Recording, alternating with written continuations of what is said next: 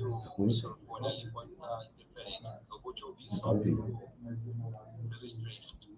Perfeito.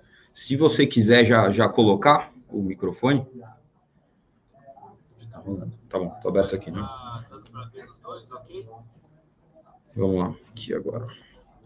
Tô te ouvindo por aqui, me ouve bem por aí?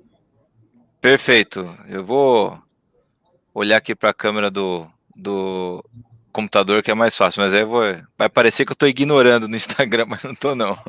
Eu tô mais ou menos igual também, mas vamos lá. Eu vou ficar por aqui. Vamos em frente, então. Ô, Breda, muito obrigado pelo tempo, primeiro de tudo aí.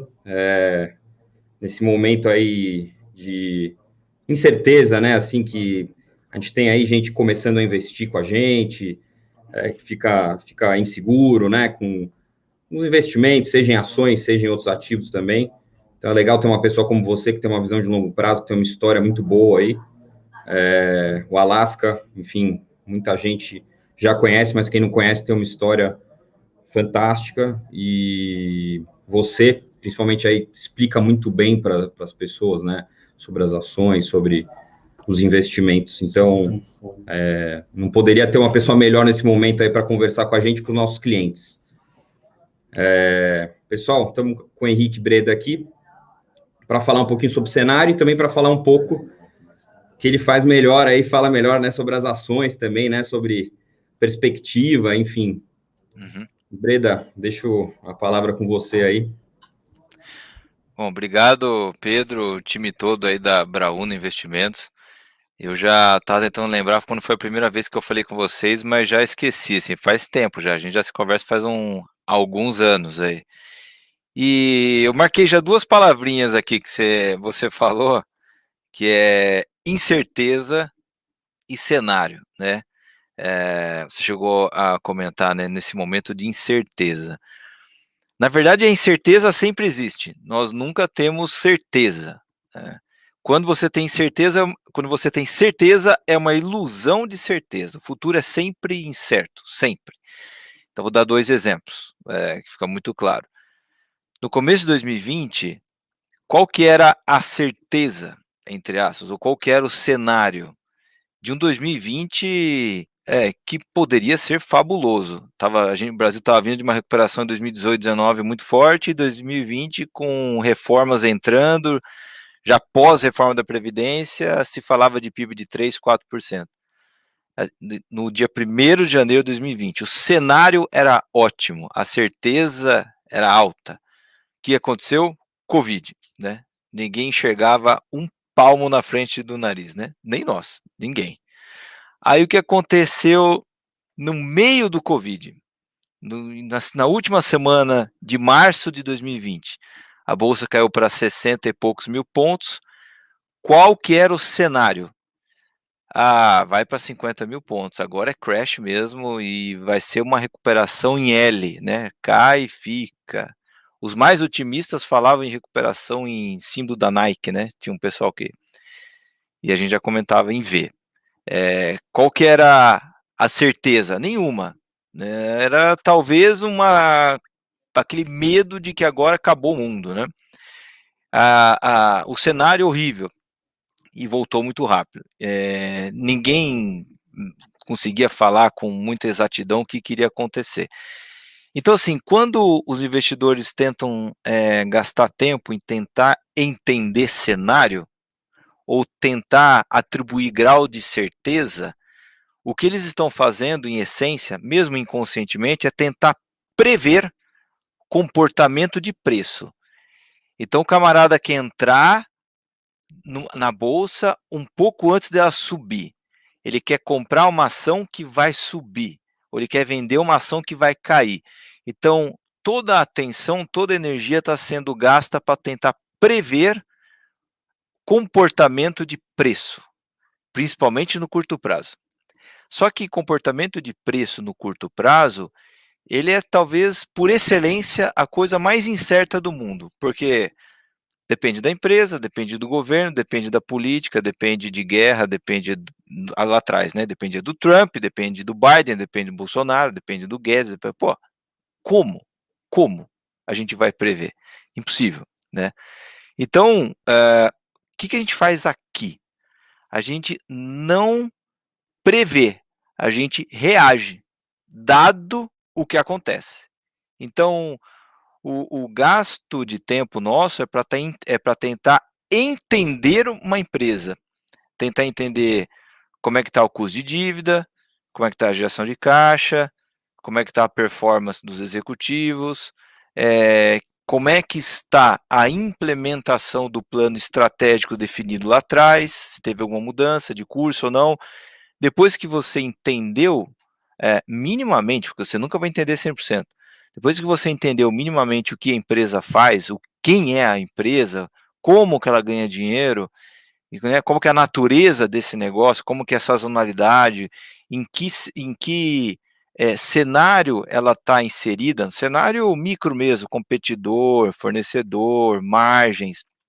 Depois disso, a gente começa a colocar na planilha e fazer o tal do valuation, né, que todo mundo fala hoje em dia, os cursos e tal, que é basicamente tentar não adivinhar o que vai ser, mas dado algumas premissas razoáveis e adequadas, o que vai ser a geração de caixa dessa companhia para os próximos anos, muitos anos.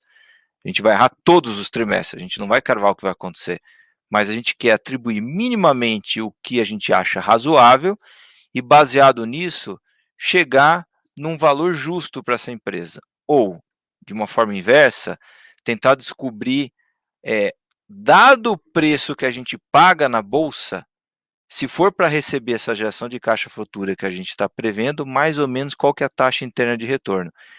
Então, por exemplo, um restaurante está sendo vendido por R$ 1 milhão e ele dá R$ 200 mil por ano de geração de caixa.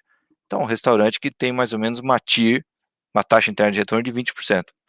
A gente descobre isso para as empresas. Então, a Vale está valendo, vou chutar aqui valores aleatórios, não é o caso. Então, a Vale está valendo 600 bilhões de reais na bolsa e ela gera de caixa 120 bilhões por ano, considerando um preço de minério baixo. Então, significa que a Vale está nos dando a oportunidade de alocar capital com uma taxa interna de retorno de 20% ao ano. Aí a gente julga aqui, isso é bom ou é ruim? Versus as outras oportunidades que a gente tem na bolsa, versus deixar o dinheiro parado no caixa. Se a gente acha bom, a gente compra. Isso quer dizer que a ação vai subir? A gente está prevendo que vai subir? Não, significa que é uma boa compra. Se subir, e ela passa a valer 1,2 tri, passa a valer 1,2 trilhões de reais, por exemplo, e a gente continua achando que a geração de caixa dela é 120 por ano. O que aconteceu com a TIR dela? Caiu para 10%. Era 20, caiu para 10. 10 é bom para a gente? Não, não é. Então a gente vai vender. Né? E poderia acontecer o contrário. A gente entrou, a empresa está valendo 600 bi, agora está valendo 300 bilhões. 300 bilhões, mas quanto que ela gera por ano? Olha, continua gerando 120. Pô, então ela está com taxa interna de retorno de 40% ao ano. Então o que a gente vai fazer? Vão aumentar. Então, óbvio que eu estou fixando aqui a nossa opinião sobre a geração de caixa da Vale, mas isso também muda. Nossa opinião sobre a empresa vai mudando pelo menos 4 vezes por ano, porque 4 vezes por ano você tem resultados trimestrais, você revê suas projeções, você vai calibrando seu modelo, mas no meio do caminho sai ou entra novos executivos na companhia, ela pode fazer uma aquisição, ela pode iniciar um novo business, ela pode entrar num novo nicho, ela pode tomar algum aperto da concorrência, maior do que você estava imaginando. Então o modelo da empresa é um bicho vivo. Então isso é vivo, a opinião sobre a geração de caixa da companhia é vivo, ele muda o tempo todo. O preço da ação, por definição, varia todo dia. Então essa combinação entre o quanto você acha que vale e qual é o preço na bolsa é o que dita a nossa ação, é a nossa atitude. Ficou muito mais barato, a gente compra, ficou muito mais caro, a gente vende. Ah, mas e o cenário? Eu posso até desenhar o que eu acho que vai acontecer, mas a chance dele acontecer é baixíssima. E se eu acertei, eu tenho que tomar cuidado para eu não achar que foi competência e deixar um evento aleatório, um relógio quebrado acertar e achar que está certo, né? Então a gente fica desenhando, pensando, mas isso é muito mais como cidadão, às vezes, do que como investidor. Por isso que tem aquela frase, eu acho que é do Peter Lynch, que ele fala o seguinte: se a pessoa gastou 3 minutos fazendo análise macro para investir em ações, ele provavelmente gastou 2 minutos e meio da vida dele. Tipo, não é para você gastar 30 segundos com isso. E ontem eu escutei um amigo meu aqui me perguntando: pô, você está preocupado com a possível recessão dos Estados Unidos? Eu falei: preocupado não, mas que vai acontecer, vai. É claro que vai, né? Já faz tempo que não acontece uma forte. Ah, mas e aí? Pô, e aí nada, deixa acontecer. Se algumas coisas caírem muito mais do que deveriam, você compra mais. Se alguma coisa não caiu, você vende um pouco, compra outra e não vai ser a primeira nem a última que a gente vai passar. Quantas recessões eu espero ter ainda pela frente? Eu quero ter ainda umas 10, umas 20, né? E tem a outra frase do Peter Lynch: mais dinheiro foi perdido com medo da próxima recessão do que enfrentando a recessão. Então, tudo isso só para dizer que esse negócio de cenário e incerteza para a gente é mais curiosidade como cidadão e como telespectador das notícias do que algo que a gente vai pegar aquele dado, colocar no modelo da Klabin, mudar a geração de caixa proveniente da exportação de kraftliner, e isso vai alterar a nossa opinião da Klabin. Muito difícil. Isso só fazer uma introdução aí. Perfeito, Breda, perfeito. A gente vem de um ano passado muito diferente, né? Talvez um dos mais difíceis aí, né? Para quem está na gestão e também aqui para o nosso lado também, quem atende cliente. O que você diria aí do ano passado, né? O que passou aí, o que aconteceu? Você acha que foi um dos anos mais difíceis aí da tua carreira? Assim, para quem está começando, né? A gente está querendo, assim, um pouco também o lado educativo, um pouco, né? Que você tem, assim, de explicar bem essas questões mesmo, de quem está formando carteira, de quem está construindo aí os investimentos e falar um pouquinho sobre isso. Eu tenho duas questões aí. Primeiro, assim, tudo o que um investidor é ou se torna é por causa das crises que ele enfrentou. Nenhum investidor aprende muita coisa depois de ganhar. Ele aprende mais depois de perder. Então, se eu tento fazer uma retrospectiva desde quando eu comecei, em 2002, ainda não de forma profissional, mas depois, em 2003, 2004, já de forma mais profissional, tudo o que eu aprendi de verdade foi por causa de crise. Então, eu lembro a primeira notícia difícil, dura, começar a entender as coisas, era quando a gente teve em 2002, acho que o mark to market. Os fundos no Brasil não marcavam os títulos a mercado, né? Marcavam na tal da curva. Então o cara comprava, por exemplo, na época eu acho que não era isso, mas comprava uma NTNB que pagasse IPCA mais 6%, a cotinha do fundo sempre andava IPCA mais 6. Ah, mas a NTNB está caindo, ele não marcava mercado, então o cotista não sabia. Se ele tivesse que sair, vendia a metade do preço, mas se carregasse até o vencimento, ia ganhar IPCA mais 6. Então, essa marcação a mercado provocou assim, uma debandada de investidor de fundos de renda fixa desesperados com a queda, aquilo fez o mercado cair. A eleição de 2002, depois o mensalão, 2004, 2005 foi difícil, depois Lehman Brothers, 2008, bem ruim.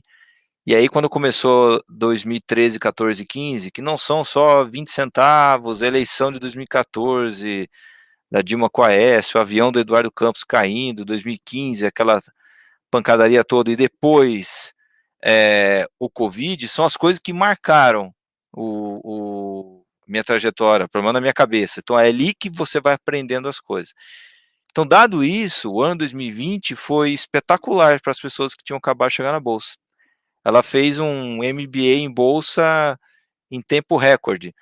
Custa caro, mas ainda bem que tinha muito investidor iniciante na Bolsa, o que significa que ele tem pouco para perder, versus um cara que, depois de ter acumulado 30 anos de poupança, perde um horror daquele sem nunca ter passado por um estresse de perder 50%, 60%. Então, a pessoa deveria olhar para 2020 como um baita de um professor para o resto da vida. Então, todas as próximas crises que a pessoa for enfrentar, ela vai utilizar o 2020 como régua. Então, ela vai saber, vai lembrar que volta, vai lembrar que pode cair muito mesmo, que empresa que é boa não quebra. Então, assim, ao passo que, sem ter passado por isso, talvez a pessoa tenha algumas fantasias na cabeça, né? Do meu lado, de tudo que aconteceu na minha vida em 2020, o mercado foi o menor estresse. Eu já tinha 2 filhas antes, tive uma filha em 2020, nasceu em 2020, mas o processo da gestação foi um negócio, coisa de louco, o estresse que foi, assim. Então a gente teve que lidar com questões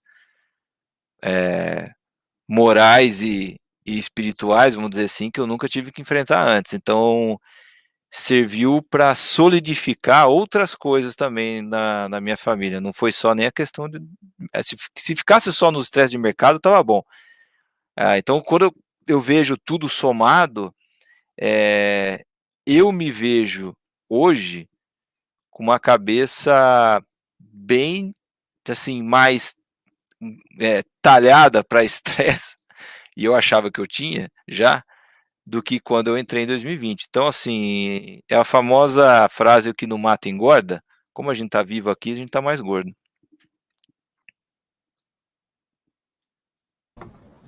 Legal, Breda. Espero que esteja tudo bem aí com a família. Graças a Deus, tudo ótimo. A gente fala, né, que os problemas, normalmente, quando vêm, não vêm sozinhos, né? Vêm alguns juntos, né? Para testar a nossa força, né? Mas é assim que tem que ser mesmo. É assim. Gente, tem só falando um negocinho rapidinho aqui. Quem abrir conta, tá? Tem um QR Code aqui na tela. Quem abrir conta e fizer aporte de R$100 tem direito a um livro do Benchimol, né? Nosso fundador aqui da XP, e uma consultoria gratuita de 15 minutos. Então, quem está acompanhando e não é cliente ainda da Brauna e abrir conta e fizer o aporte de R$100, tem direito vai ganhar um livro aí do Guilherme Benchimol e tem direito a uma consultoria de 15 minutos aí. Vamos lá, continuar. Teve uma pergunta, achei boa. Deixa eu fazer um comentário. Teve uma pergunta que apareceu aqui no Instagram que é interessante. A gente não, o comentário é de que a gente não poderia cravar que, dado que a queda foi rápida, a recuperação também seria rápida. Sem sombra de dúvida. Nunca crave nada para o mercado, isso é perigoso. A gente está lidando com um animal que tem sei lá quantas bilhões de variáveis, né? Então, concordo, não crave. A gente só está lidando com coisas do tipo probabilidades. É sempre assim, é igual física quântica, é tudo questão de probabilidade. Então, a companhia tem uma certa probabilidade de gerar aquele caixa que você imagina, né? O PIB desse ano tem uma boa probabilidade de ser acima de 4%. Nunca crave certeza de forma nenhuma. Mas, olhando para a história, mais ou menos o seguinte, as coisas são simétricas, né? Então, aquelas quedas que demoram muito tempo para se completar, então, se vamos pegar, vou falar da Bolsa Brasileira em dólares, do ponto de vista do gringo, que é mais fácil. Então, o último grande ponto de high da Bolsa em dólar foi em 2008, depois chegou perto disso em 2010, 2011, os 40 e poucos mil pontos em dólares. Aí, em 2012, começou a deterioração, né? Começa a piorar, inflação, 2013 vem de novo, piora a questão das elétricas, as usinas que o governo tomou das empresas, aí vem em 2014, o balanço do Brasil começa a se deteriorar assim completamente, o petróleo desaba, era mais de $100, começou a ir para 70, 60, 50, o minério desabou. Então, esse processo de destruição de valor, ou de deterioração dos resultados das companhias, que dura 4, 5, 6 anos, ali de 2010, 2011, dependendo até final de 2015, significa que, para recompor isso, as empresas pode ser que as empresas precisem de um tempo mais ou menos equivalente. Porque como é que você conserta o balanço de uma companhia que ficou 4 anos, 5 anos sendo estragado ou sendo deteriorado? Você não consegue consertar de forma muito rápida.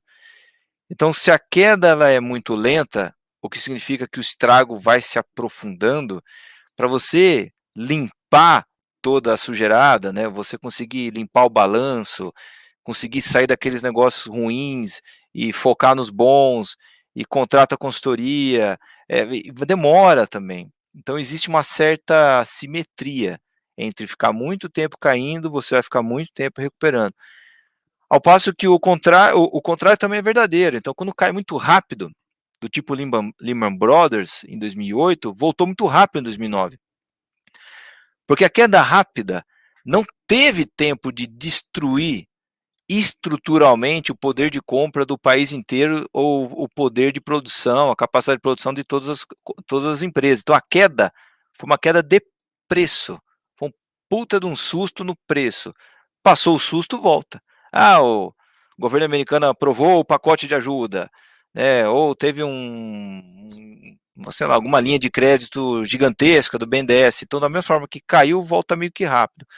A nossa visão de que o mercado voltaria rápido em 2020 é porque caiu rápido? Porque obrigaram a fechar todas as lojas, né? Então, fecha shopping, fecha loja, fecha restaurante, ninguém circula. E depois, quando volta a circular? Volta. Né? Seria uma queda rápida e uma recuperação lenta se você tivesse uma perda permanente de ativos ou de pessoas, do tipo guerra, né? Se explodisse uma bomba nuclear aqui, não teria que fazer. Você perdeu tudo muito rápido e demora para reconstruir.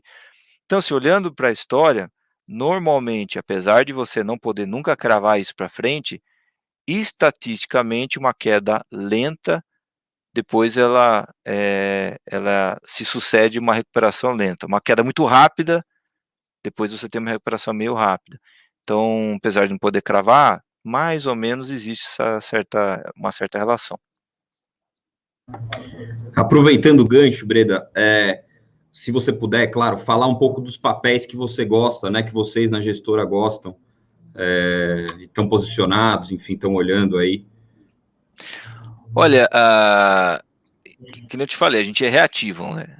Se alguma coisa está ficando muito barata, a gente vai analisando até ganhar convicção e começa a comprar participação nessa empresa até os limites que a gente respeita no fundo. Olha, é difícil achar um momento na história onde a gente foi tão feijão com arroz, né? A gente ficou muito tempo conhecido pela Emiglu, o que é para ser algo meio exótico, né? Mas não é o nosso normal. Muito menos do Luiz Alves. Sempre foi um cara de blue chips. Lá atrás, alguma coisa de small cap, mas sempre gostou de blue chip. E hoje não é diferente. Então, hoje, assim, é até sem graça, né? Eu não tenho assunto, assim, porque eu falo, as pessoas, né, até, desculpa o português, o cara até brocha, né? Pô, é Petro e Vale. Né? Assim, 5 vezes lucro, 3 vezes EBITDA, eu vou esperar cair até onde, né? Dependendo do seu cenário, até 4 vezes lucro. Dependendo do que você tiver de preço de minério ou de petróleo. E é uma delícia, né? Porque apertou o botão, comprou, apertou o botão, vendeu, não tem estresse, balanço buzilionário aí que os caras estão gerando de caixa, pagando dividendo. Ou seja, a gente nem precisa se meter naquelas empresas que prometem crescimentos exorbitantes, né? Isso é difícil.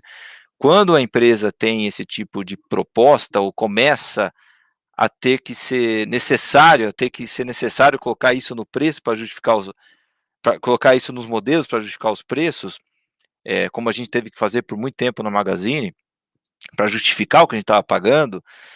Para você fazer isso, você tem que estar respirando a empresa o tempo todo. Quase que semana a semana tá ligando, perguntando, né, indo junto, participando do conselho, para ver aquele crescimento a olho nu o tempo todo. E foi isso que a gente fez com a Magazine. Beleza, ótimo. Os caras realmente 70% de crescimento de faturamento, coisa de louco. A gente nunca tinha visto antes isso, com tanta recorrência e tantos anos seguidos. Então, assim, é muito mais difícil sentar no rabo do foguete e não soltar do que entrar numa empresa que você vê que está barata, mas andou 100% você vende, né? Normalmente é assim que acontece.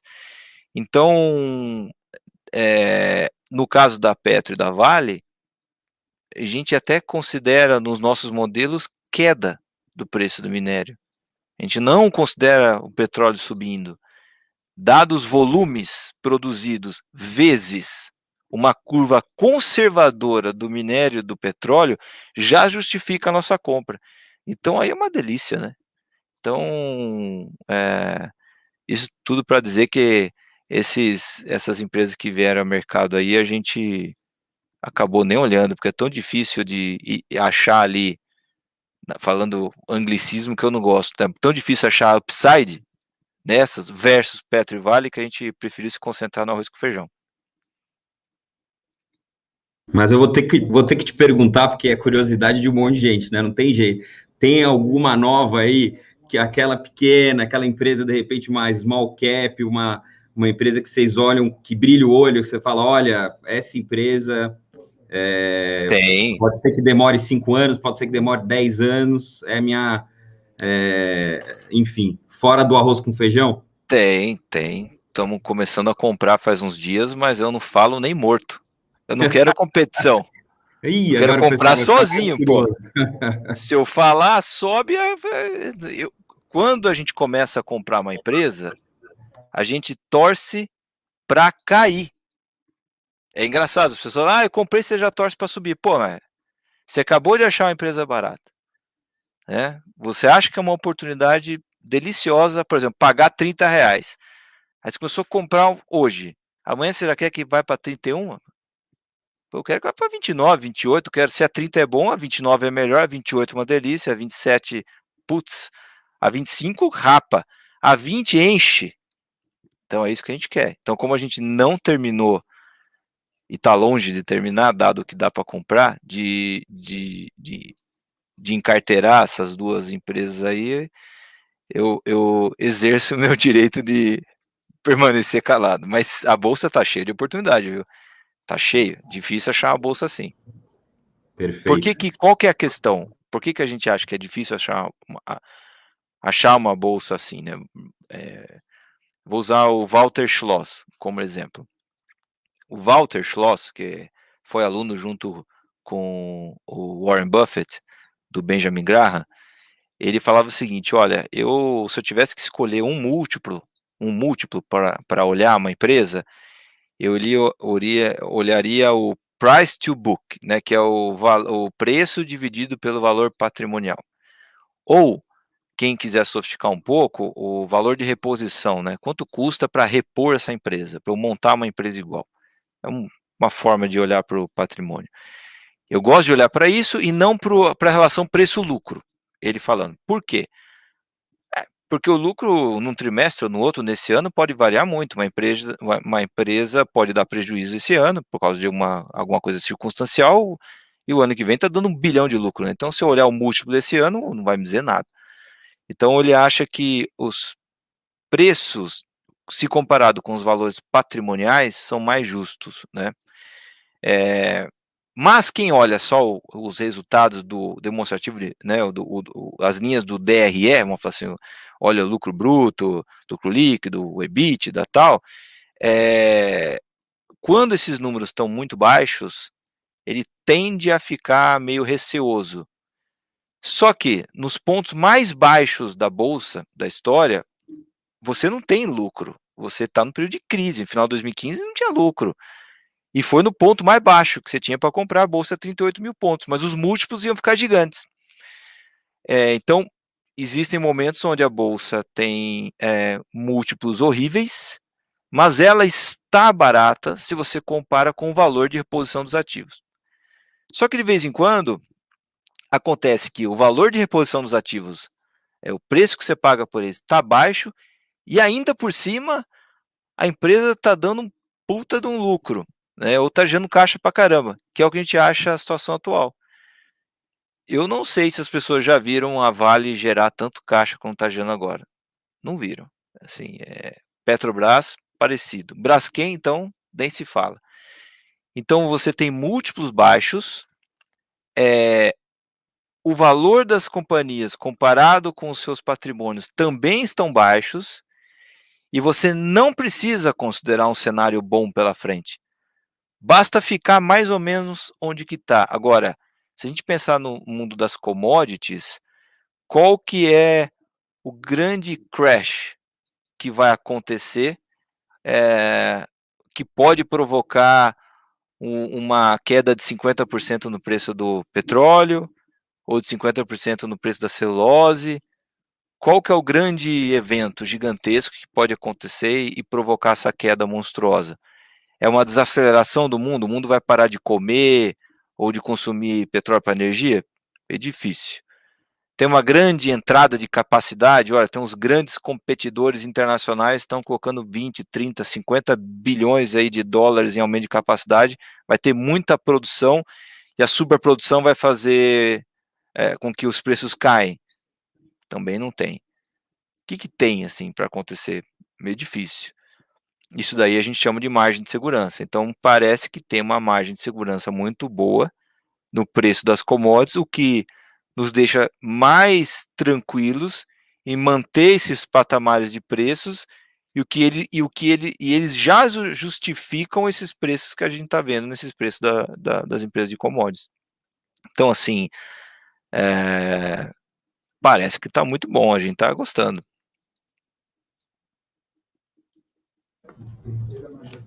Perfeito, perfeito. O pessoal deve ter ficado mais curioso aí que nunca, né? Para saber que vocês estão olhando.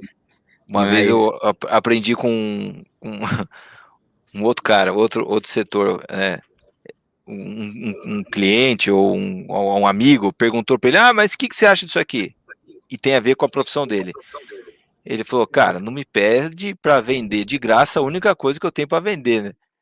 Então, se a gente, imagina, se a gente começa a abrir tudo que a gente está pensando em comprar, ou estamos comprando, atrapalha o próprio cotista que nos paga para investir para ele, né? Mas isso é para dizer que tem, a gente acho que nunca tivemos tantas empresas nos fundos. Tem perto de 20 empresas, o nosso normal é 13, 14, mas isso é consequência de a gente está vendo muita oportunidade, entendeu?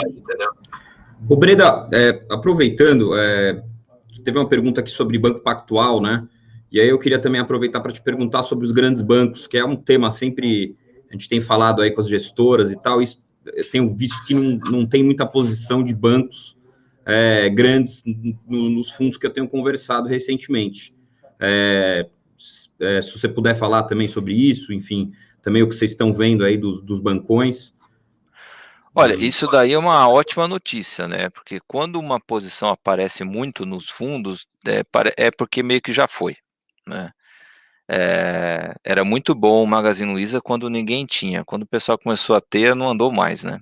Então, geralmente é assim. Por quê? Porque a compra marginal já ocorreu, né? Então, eu lembro quando o Itaú era vedete, né? Não tinha fundo que não tinha Itaú, difícil. Todos tinham.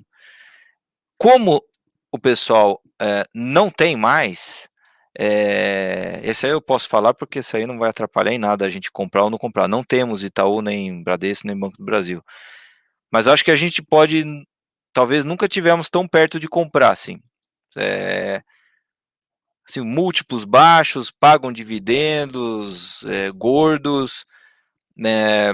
Me parece que toda essa questão de concorrência com bancos digitais já é sabido, né? As pessoas sabem. Isso é muito complicado quando todo mundo negligencia, ninguém acha que banco digital vai ser um problema. Quando todo mundo começa a achar que banco digital vai ser um problema, aí você tem a assimetria do seu lado, porque se for um problema mesmo, todo mundo já achava. Mas e se não for tão problema assim? Aí você fica com o upside do seu lado. Então, por uma questão meramente assim de preferência e foco em algumas outras empresas, não temos os bancões, mas se eu tivesse que escolher entre CDI e bancão, eu teria bancão, sem sombra de dúvida. Se eu tivesse que escolher entre um e outro, bancão. Se alguém quiser gastar um tempo para analisar eles, e pedir minha opinião se continua ou não, eu falei, pode analisar que é investível tranquilamente, assim. Tem a questão de se vão ou não enfrentar os bancos digitais, se lá na frente eles vão perder correntista ou não, mas olhando os múltiplos, olhando os números, eu acho que pode considerar muita coisa ruim nos preços aí e possivelmente ainda vai dar um belo desconto para o valor justo, assim, minha impressão. Qualquer um deles aí, o Santander também.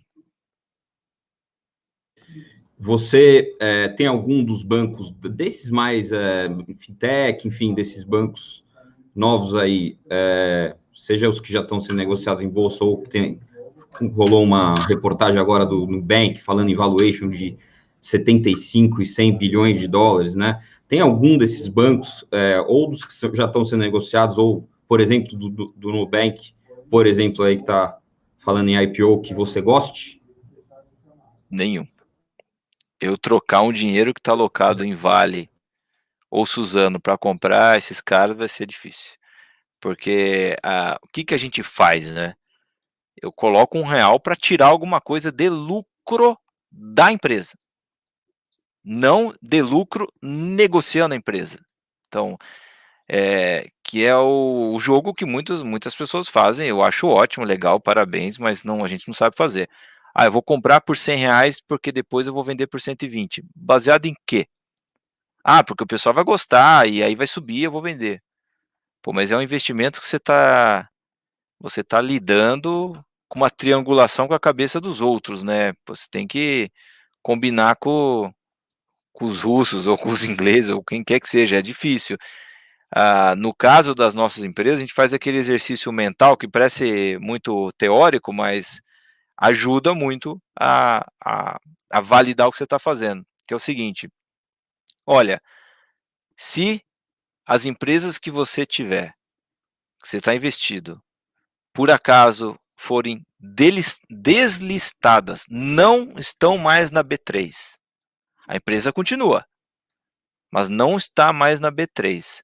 A sua única forma de monetizar isso vai ser via geração de caixa da empresa, dividendo, ou você eventualmente vender esse seu pedaço da empresa para o controlador, ou um grande estratégico, que pode aparecer uma vez a cada 5, 6 anos. Se tirar da bolsa, você fica com medo, você fica receoso, ou dá para enfrentar? Aí você faz essa pergunta para cada empresa. Puta, com o portfólio que a gente dá para enfrentar tranquilo, porque o que essas empresas estão gerando de caixa, distribuindo dividendo ou fazendo recompra, ou seja, ela pode recomprar a própria ação que você tem, né? A companhia bate na sua porta e pergunta se você quer vender para ela. Agora, quando uma empresa não gera caixa, não paga dividendo, o lucro é duvidoso, aí começa a dar um pouco de medo, porque você não vai ter aquele mercado, a B3 aberta, para você dar uma pedalada num novo investidor entrante. Então, quando a gente faz essa pergunta, várias empresas já não dá muita coragem de investir. Então, isso ajuda o investidor. Perfeito, respondido. Deixa eu fazer uma pergunta que tem bastante gente perguntando aqui no Instagram, no YouTube aqui também, sobre Cogna. Pode falar sobre ela?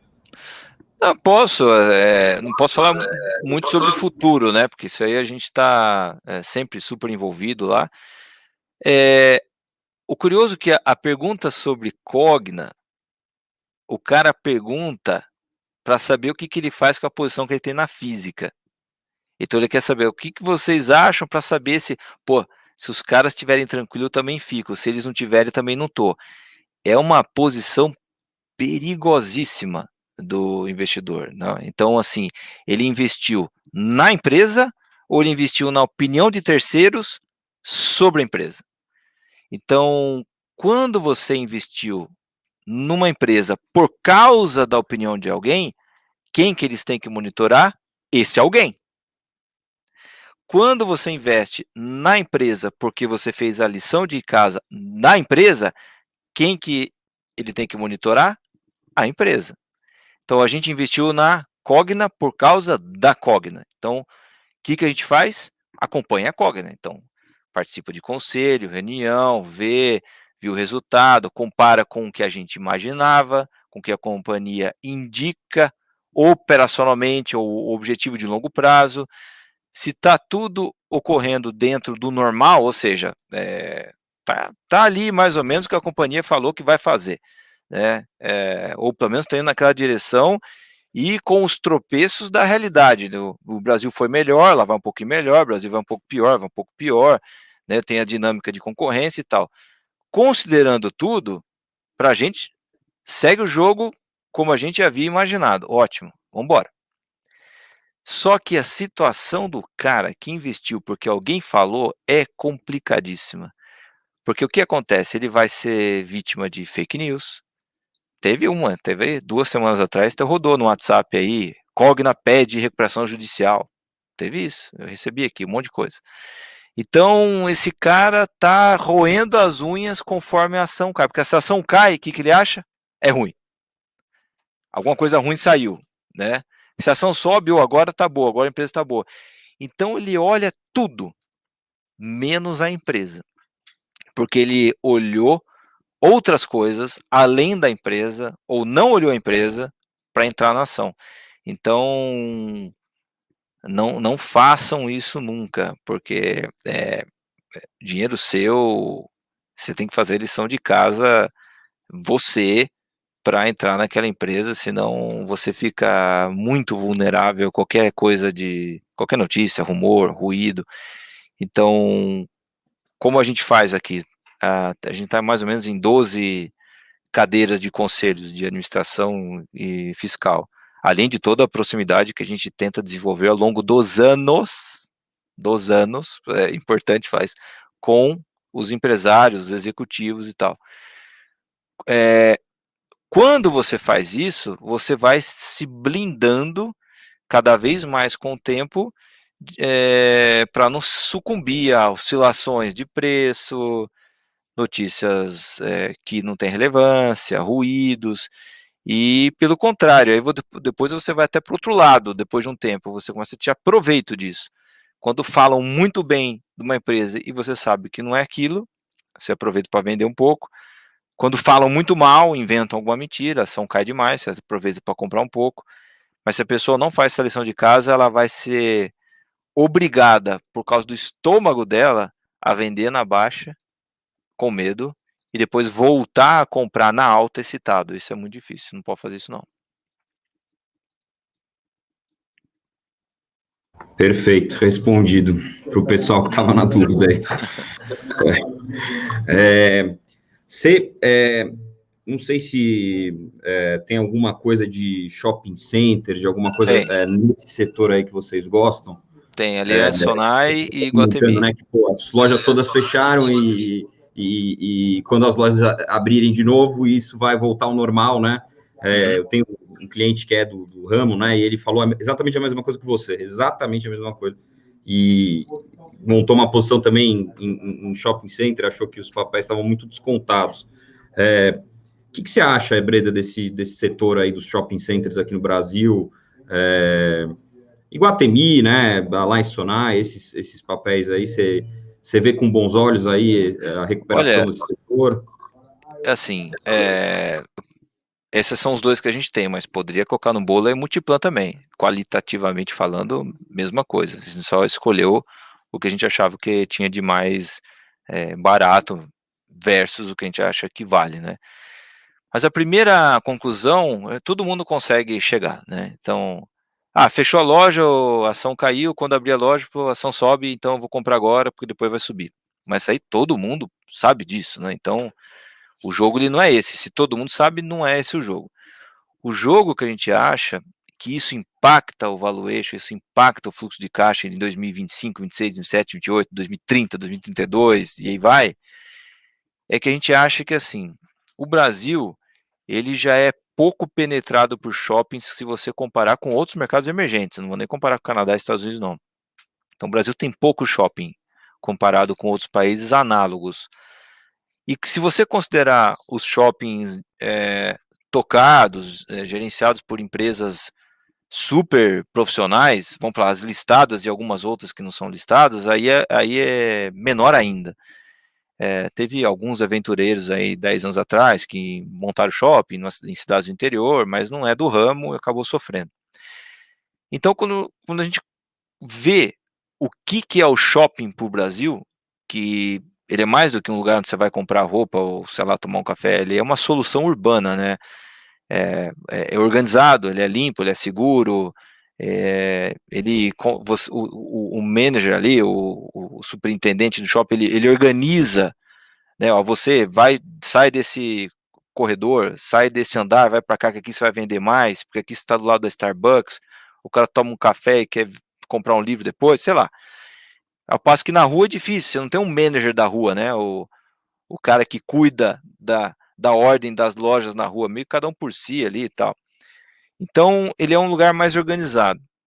Fora as coisas que no Brasil, além da segurança e da limpeza, tem questão do tempo, né, do ar-condicionado. Isso em várias cidades do Brasil, até isso. Por que pareça, faz uma diferença danada. Esse é um lugar que tem ar-condicionado pro cara aí. A gente já esqueceu disso por causa do inverno, mas no verão a gente volta a lembrar. Então, o Brasil ele tem muito espaço para shopping crescer. Só que qual que é o problema? O problema é você imagina o crescimento, mas o que os empresários, o que os empreendedores vão fazer, de fato? O que a gente sabe é que pós-Covid, os grandes projetos de novos shoppings foram engavetados. O susto que o Iguatemi, Aliança Sonae e todos os outros tomaram com o Covid foi muito grande. Eles nunca tiveram que fechar o shopping ou zerar completamente a operação, trancar a porta. Nunca fizeram isso, nunca passaram por isso. Então, isso nos interessa bastante. Por quê? Imaginando daqui 5, 6 anos, né, o PIB recupera por questão inercial e tal, vai faltar espaço. Porque o PIB vai vir, não vai ter espaço, as revisionais de aluguel por metro quadrado, acho que a gente vai tomar um susto do que vai ser daqui 4, 5, 6 anos, acho que vai ser bem alto. O lojista não vai ter que fazer, ou paga ou sai, porque vai ter fila para entrar, porque não tem espaços, não tem outros shoppings. Então, o empresário ficou totalmente desestimulado a investir em novos shoppings. Então, daqui a um tempo vai meio que faltar espaço para os lojistas, e aí, por lei da oferta e da procura, né, eu acho que vai ter um aumento considerável do resultado dos shoppings daqui 4 a 6 anos. Então a gente não está nem pensando nessa reabertura de loja, porque isso aí todo mundo também já está pensando. Mas os efeitos secundários e que tem assim uma durabilidade muito maior para os modelos nossos, né, para o fluxo de caixa descontado, é muito mais importante o que vai acontecer daqui vários anos do que simplesmente, depois da segunda ou terceira dose volta a vender de novo, mas isso aí não muda um trimestre, 2 trimestres, não muda muita coisa, né? Então a gente ficou otimista em comprar porque os preços caíram e os resultados de longo prazo para os shoppings tenderão a ser maiores do que era no passado. Não para a indústria inteira. A indústria inteira possivelmente vai faturar a mesma coisa, mas vai ser o mesmo faturamento, por exemplo, em 2030 para a indústria inteira, dividido por menos players. Então, importante para a gente é earnings per share, né? Não earnings do setor. Então, por isso que a gente comprou. Perfeito, Breda, perfeito. Estamos chegando no fim, né, para não também estourar seu tempo aí. Imagina. Queria te agradecer pela presença, pelas explicações aí, sempre muito boas, né? Eu não sei se é boa, mas é o que eu tenho para oferecer. Não, muito bom, sempre muito bom ouvir você falar. E falar um pouquinho rapidinho aqui para o pessoal que está ao vivo, da Brauna, né, que foi fundada em 2015 e hoje está com 80 pessoas que são assessores, né, profissionais qualificados para atender o cliente, e tem quase 5 bilhões aí sob custódia, que a gente pretende estar no final do ano com mais de 120 profissionais aí preparados para atender o cliente. Então, contem conosco. Obrigado aí por prestigiarem a nossa live, e obrigado de novo, Breda, pela presença aí. Obrigado a vocês, sucesso aí nos planos de crescimento. Acho que de tudo que a gente viu nos últimos anos sobre investimentos no Brasil, os bancos digitais, as plataformas, todo mundo tem um papel nessa história. Acho que a XP lá atrás veio puxando essa fila, né, das plataformas, os agentes autônomos, e agora está entrando vários outros aí, o que é bom para a indústria como um todo. Só que eu acho que a linha de frente e a grande novidade dessa história toda é a profissão de vocês. Os gestores já existiam, investidor de bolsa já existia, banco já existia, mudou um pouco a forma, mas quem tem que aguentar o investidor com medo do que o Bolsonaro ou o Paulo Guedes está falando e eles estão lá metralhando vocês no WhatsApp, não é fácil, é vocês que aguentam, e eu acho que mais do que alocadores de capital, porque vocês já são, mas mais do que isso, vocês são educadores financeiros. Porque não adianta, se você fez uma bela alocação de capital para o cara, o mercado caiu, ele espanou e vendeu, resgatou, saiu, meio que não tem o que você fazer. O cara cristalizou uma perda. Então, aguentar a jornada, seguir o plano que você traçou, seguir aquela alocação patrimonial, aquela disciplina toda, ele só vai conseguir se entender o que é esse jogo. E é um processo educacional. Então, eu tenho muito a agradecer o que vocês estão fazendo e contem conosco aqui na Lasca nessa jornada aí, porque é o que a gente gosta também de fazer, de falar, então para a gente é um prazer também. Muito obrigado por prestigiar a gente aí, muito obrigado pelo tempo, viu? Obrigado também pelo pessoal que acompanhou aí. Um abraço e boa noite aí, valeu. Obrigado, valeu. Falou.